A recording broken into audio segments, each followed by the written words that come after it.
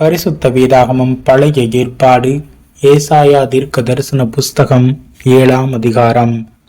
உசியாவினுடைய குமாரனாகிய யோதாமின் குமாரன் ஆகாஸ் என்னும் யூதா தேசத்து ராஜாவின் நாட்களிலே ரேத்சீன் என்னும் சீரியாவின் ராஜாவும் ரெமலியாவின் குமாரனாகிய பெக்கா என்னும் இஸ்ரவேலின் ராஜாவும் எருசலேமின் மேல் யுத்தம் பண்ண வந்தார்கள். அவர்களால் அதை பிடிக்க கூடாமற் போயிற்று.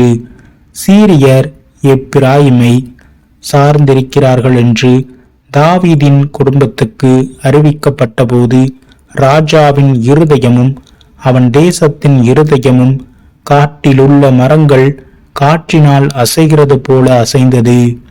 அப்பொழுது கர்த்தர் ஏசாயாவை நோக்கி, நீயும் உன் மகன் சேயார் யாசூபுமாக வன்னார் துறை வழியிலுள்ள மேற்குளத்து மதகின் கடைசி மட்டும் ஆகாசுக்கு எதிர்கொண்டு போய், நீ அவனை நோக்கி, சீரியர் எப்பிராயிமோடும் ரெமாலியாவின் மகனோடும் உனக்கு விரோதமாக தூராலோசனை பண்ணி, நாம் யூதாவுக்கு விரோதமாய்ப்போய் அதை நொறுக்கி அதை நமக்குள்ளே பங்கிட்டு கொண்டு அதற்கு தபேயாளின் குமாரனை ராஜாவாக ஏற்படுத்துவோம் என்று சொன்னதின் நிமித்தம் நீ பயப்படாமல் அமர்ந்திருக்கப்பார்.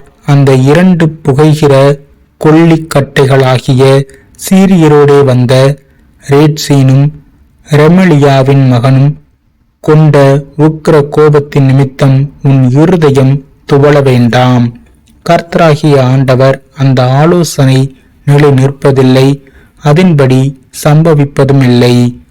சீரியாவின் தலை தமஸ்கு, தமஸ்குவின் தலை ரேத்சீன்.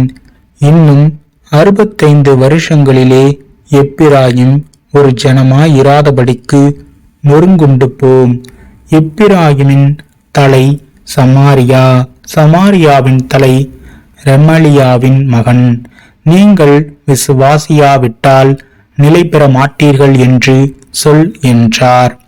பின்னும் கர்த்தர் ஆகாசை நோக்கி, நீ உன் தேவனாகிய கர்த்தரிடத்தில் ஒரு அடையாளத்தை வேண்டிக்கொள், அதை ஆழத்தில் இருந்தாகிலும் உன்னதத்தில் இருந்தாகிலும் உண்டாக கேட்டுக்கொள் என்று சொன்னார். ஆகாசோ, நான் கேட்க மாட்டேன், நான் கர்த்தரை பரீட்சை செய்ய மாட்டேன் என்றான். அப்பொழுது ஏசாயா, தாவீதின் வம்சத்தாரை கேளுங்கள், நீங்கள் மனுஷரை விசனப்படுத்துகிறது போதாதென்று என் தேவனையும் விசனப்படுத்த பார்க்கிறீர்களோ? ஆதலால் ஆண்டவர் தாமே உங்களுக்கு ஒரு அடையாளத்தை கொடுப்பார். இதோ, ஒரு கன்னிகை கர்ப்பவதியாகி ஒரு குமாரனை பெறுவாள், அவருக்கு இம்மானுவேல் என்று பேரிடுவாள்.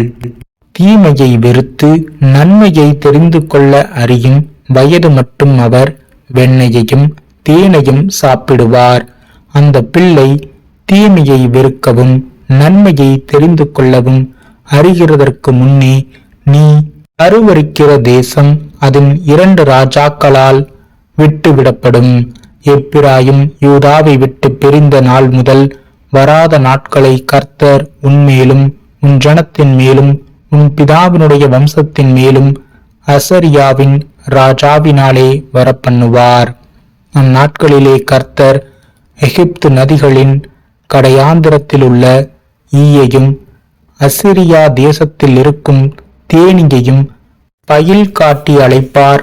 அவைகள் வந்து ஏகமாய் வனாந்திரங்களின் பள்ளத்தாக்குகளிலும் கண்மலைகளின் வெடிப்புகளிலும் எல்லா முட்காடுகளிலும் மேய்ச்சலுள்ள எல்லா இடங்களிலும் தங்கும். அக்காலத்திலே ஆண்டவர் கூலிக்கு வாங்கின சவரகன் கத்தியினால், அதாவது நதியின் அக்கறையில் உள்ள அசிரிய ராஜாவினால் தலைமயிரையும் கால் மயிரையும் சிறைப்பித்து தாடியையும் வாங்கி போடுவிப்பார். அக்காலத்தில் ஒருவன் ஒரு இளம் பசுவையும் 2 ஆடுகளையும் வளர்த்தால் அவைகள் பூரணமாய் பால் கறக்கப்படுகிறபடியினால் வெண்ணெயை சாப்பிடுவான். தேசத்தின் நடுவில் மீதியாயிருப்பவன் எவனும் வெண்ணெயையும் தேனையுமே சாப்பிடுவான். அந்நாளிலே 1000 வெள்ளிக்காசு பெறும் 1000 திராட்சை செடி இருந்த நிலமெல்லாம் முட்செடியும் நெரிஞ்சிலும் ஆகும்.